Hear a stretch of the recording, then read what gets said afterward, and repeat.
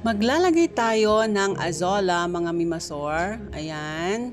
Dito lang natin nilagay sa ating fish pond kasi wala tayong ibang space. So para ma-maximize natin yung space natin dito sa pond, maglagay tayo ng azola. Ayan yung azola natin. Mga more or less mga nasa 20 kilos po yan lahat.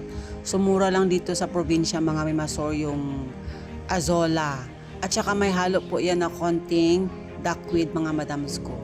At ginamit na nga natin yung ating mosquito net. Ayan, pang DIY po mga madams ko para po sa azola po natin.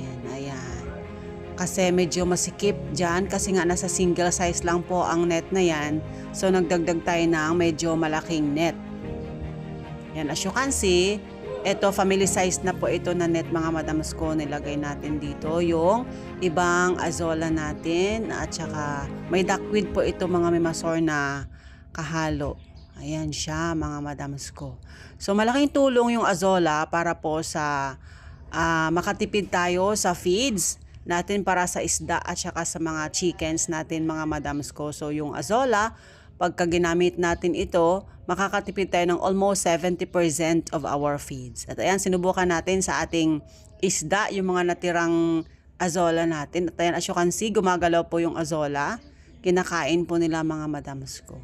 Ayan, kaya sa inyo dyan, pwede nyo subukan ang